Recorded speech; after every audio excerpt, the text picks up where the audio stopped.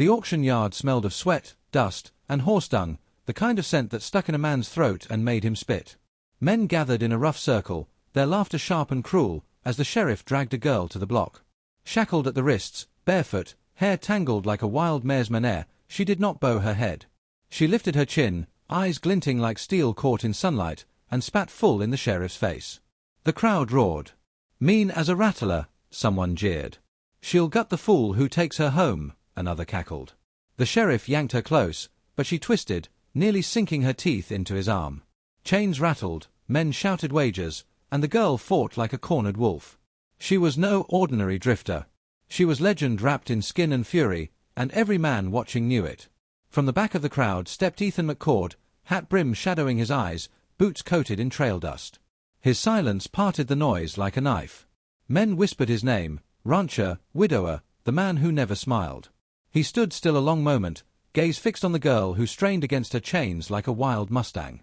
Then he lifted his hand, slow and deliberate, and placed the highest bid. A hush spread. The sheriff sneered but hammered the sale. "She's yours, McCord. Don't come crying when she cuts your throat." The girl laughed, low and bitter. "You'll regret it, cowboy." Ethan stepped forward, ignoring the warnings, ignoring the laughter that rolled behind him like thunder. He unclasped the chains himself. The girl jerked her arms free, rubbing her wrists raw, ready to strike. But Ethan only tipped his hat and said, calm as a river stone, "Free woman rides her own horse."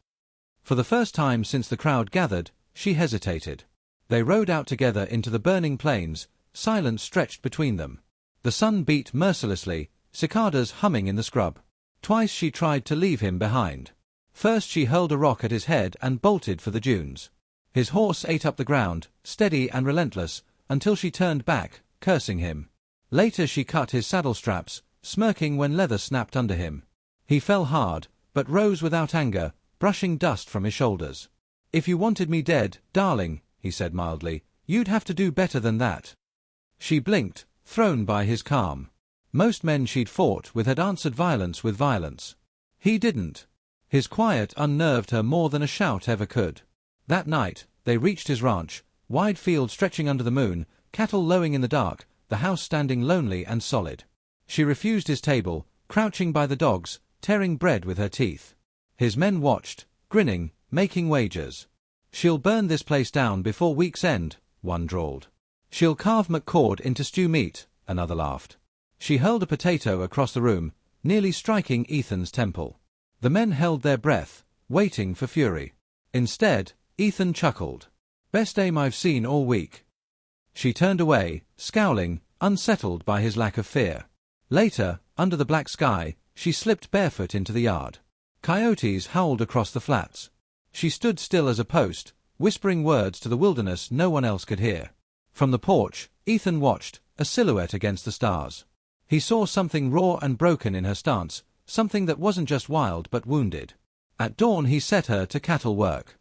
She mounted a horse with natural grace, riding reckless and fierce, scattering the herd with shouts. The ranch hands muttered in awe, she handled a rope like a born wrangler. But when Ethan rode close to guide her, she spun, knife flashing. The men gasped. He didn't reach for his gun. He didn't even flinch. He leaned forward until his chest pressed against the blade's point. His voice stayed low, steady. "If you want blood, girl, take it. But you'll have to look me in the eye while you do." Her hand trembled. For a moment the wild fury in her face cracked, and beneath it lay exhaustion, grief, a tremor of fear. The knife clattered to the dirt. She turned away, fists clenched, eyes wet with something she would never call tears. Ethan bent, picked up the blade, and slipped it into her belt. "Storms burn themselves out faster when they've got a sky wide enough," he said simply. That night, word drifted in from town, outlaws asking questions, men with hard eyes and cruel laughter. The ranch hands muttered uneasily, recognizing the trail of trouble. Jessamine, because that was her name, spat out bitterly when pressed, grew restless, pacing like a caged cat. Finally, under the orange glow of lamplight, she faced Ethan with a voice that cracked though she tried to keep it hard. "They'll come for me. You should have left me where you found me. I ain't worth the fight." Ethan looked at her a long while, shadows carving lines into his face. His eyes, deep and weary, carried memories he'd never speak aloud, the wife and daughter lost years ago in fire and blood, ghosts that never left him. He saw in Jessamine the same wild spark his little girl once carried, untamable, precious. "You're worth fightin' for," he said at last, quiet but certain. "Don't make me prove it the hard way." She wanted to argue, but words tangled in her throat. Beyond the fence line, the night carried a sound that made every man stiffen, the thunder of distant hooves. The storm was coming. The ranch slept lightly, men dozing with rifles across their knees, dogs pacing restless circles in the yard. The girl sat rigid on the porch steps, arms wrapped around her knees, eyes fixed on the darkness beyond the fence. She heard them before the men did, low thunder rolling closer, the cadence of many horses pounding the earth. Her breath caught, shoulders tightening as shadows began to form out of the night. Ethan came to stand beside her, silent as stone, his revolver gleaming in one hand. She whispered, "Let them take me. It'll spare your men." He didn't look at her. His jaw set hard, eyes steady on the horizon. "You're worth more than a trade." The first riders crested the ridge, lantern light flickering across their faces, scarred, hungry men, rifles across their saddles, mouths twisted in laughter. They fanned out like wolves, circling. The leader, a brute with a red scarf, called across the yard. "Hand her over, McCord. She belongs to us." Ethan stepped forward, shotgun balanced against his shoulder. "Not anymore." The night erupted. Rifles cracked, sparks bursting from wood and stone. Cattle bawled, stampeding in panic. The ranch hands returned fire, shouting curses. The dogs lunged into the chaos, teeth bared. Jessamine's pulse hammered, her body quaking with the old instinct to run, but she grabbed a coiled whip and charged into the smoke. She lashed the nearest rider clean off his horse, the crack of leather sharp as lightning. Another outlaw swung at her with a blade. She ducked low, seized his revolver, and fired point blank. The blast lit her face, eyes wide, hair flying wild. For the first time in years, she fought not to survive alone but to protect something outside herself. Ethan held the line, calm in the storm. His shots came quick, precise, each one sending a rider down. He barked orders to his men, voice carrying over the gunfire.